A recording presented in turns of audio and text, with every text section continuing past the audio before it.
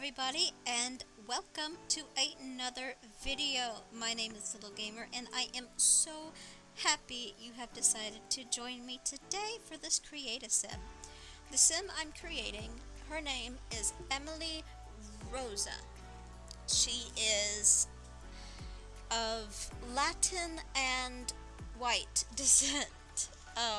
She's a mixed child. Her father was Mexican, and her mother was, well, white as fucking rice.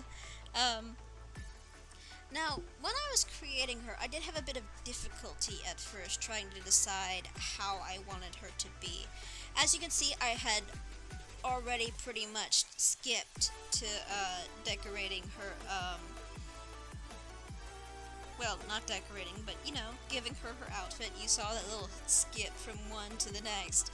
That is because I took forever to do her outfit and find how I wanted her, and then there were bugs that popped up that I had to fix. So I apologize for the small skip that you saw. That could have been quite jarring, but I did have a bit of a difficulty deciding how I wanted her to be, how I wanted her to look, what my thoughts for her would be, as I like to create Sims that do have stories. Now, I rarely write out the stories in their actual bios. I know it's a horrible habit, but I make all of my stuff on my PS4. I record my videos on my PS4, and then I upload them to my YouTube as unlisted, and then I download them, and then I edit them, and then... Yes, so basically I do a lot of stuff, and I mostly just do stuff from my PS4. And have a gaming headset that I use for my microphone, so it's pretty difficult to edit things, and I forgot where I was going at this point. Gotta love having ADHD. But yes, I had some difficulty deciding how I wanted her to be. Oh yeah, now I remember where I was going with that. And the reason why I do everything on my PS4 makes it difficult for me to type things out. So I don't have a keyboard that I can just type out their stories with my sim on my quote-unquote Origin ID, because when you're on the PS4 you don't use Origin, you just use the normal PS4 thing, and it's a pain in the neck to try and log in on your computer via it. So that's why you rarely see me write their bios in their actual save. They are always under the hashtag LittleGamerSims, so that's where you'll find her.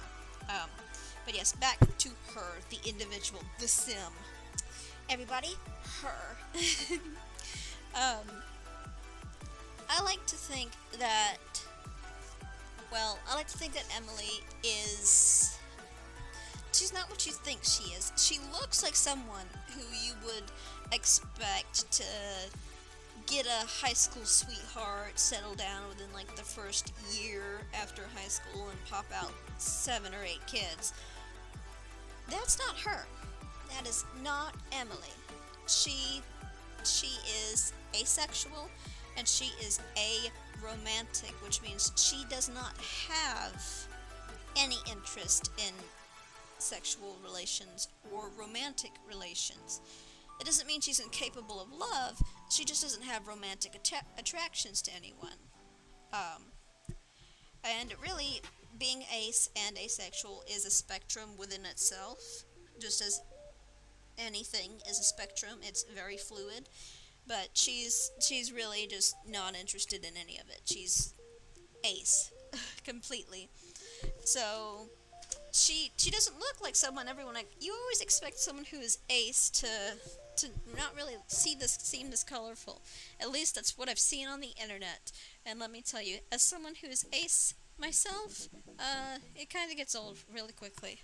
But I just wanted to make someone who didn't meet those expectations or stereotypes. As you can see, I'm currently making her swimsuit outfit, which is my favorite outfit to plan when I'm on The Sims. And I adore it. But yes, with Emily, she is asexual, she is aromantic, she's completely ace, she has no interest in any relations of any kind. She moved out of her mother's house, I think about a few months ago, in in my game anyway. And she moved out because her mother is one of those, oh my god, you gotta get married before you hit 30, otherwise you're never gonna fall in love and be alone and die alone forever kind of people. Which, that's you. I'm sorry. Just, don't pressure your kids to get married. It's not gonna work the way you think it is. So she moved because her mom was just driving her up the wall, and she lives on her own. She's thinking about getting a cat, but I don't know. I don't know if she'd get a cat. She loves animals, though. Absolutely adores them. Um, and yes, I did play with the colors of the sunblock. I just think multicolored or different colored sunblock is adorable. I'm sorry.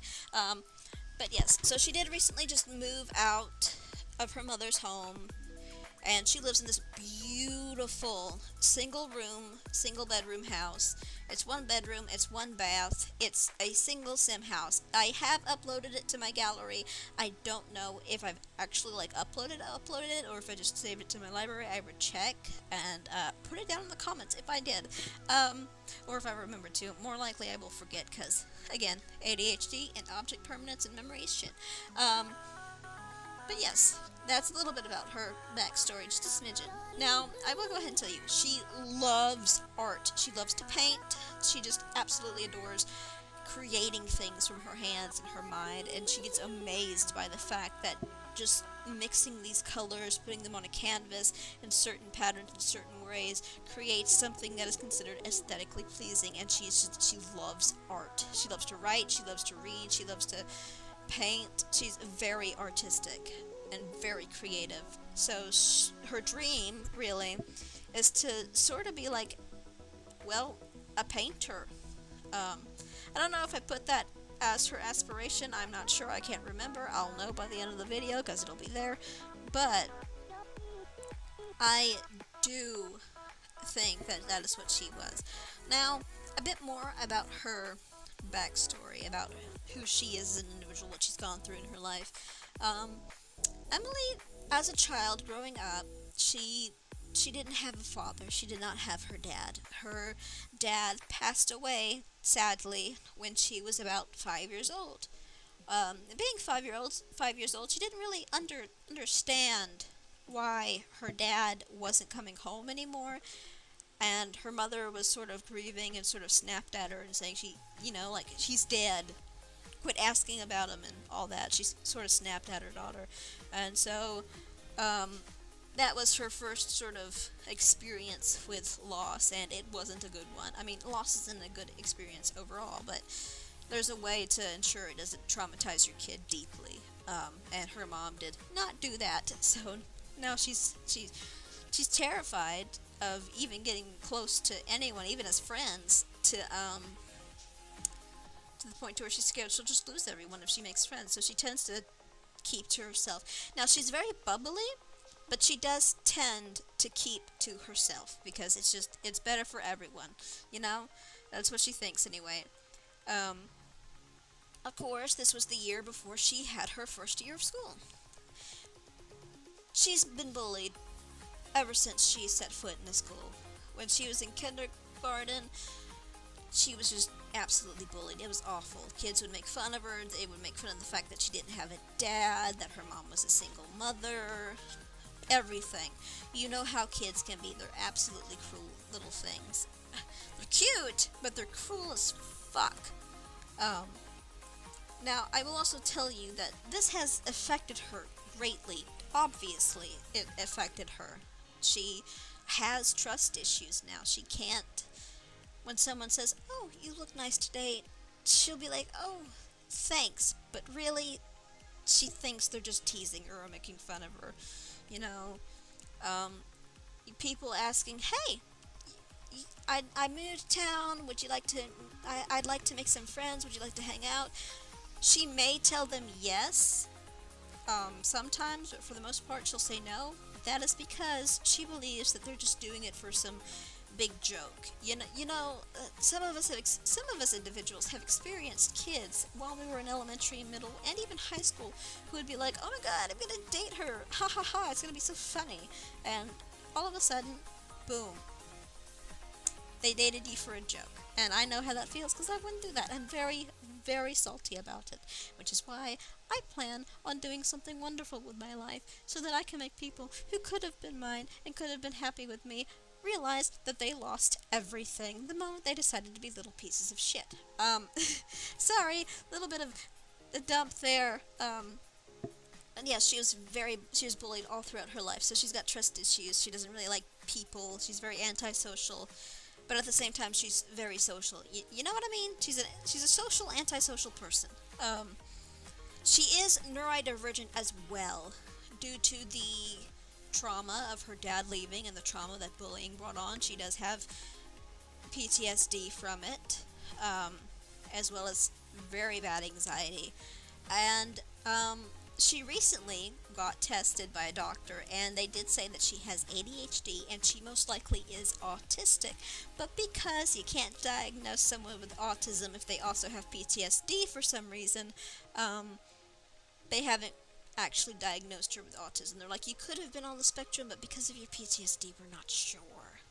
So, but she is definitely neurodivergent. So she is my little awesome Sim, and I absolutely love her.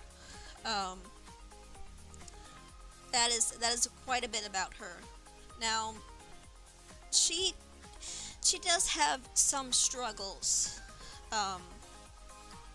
socializing and reaching out to people. So she also has a difficulty showing her interests. So when she actually moved away from her mother and decided to chase after her actual dream and do what she wanted, that was a very big step for her, and honestly, I'm proud of her. 10 out of 10. You do you, girl. Absolutely stunning. Love you to death. So I'm very, very happy for her, and I know she's just a sim, but yes. Anyway, I have rambled on for like 12 minutes now. So I am sure you guys are sick of hearing me. So I am going to end the video here soon. If you liked it, please let me know. And please like and subscribe and tell me how you went.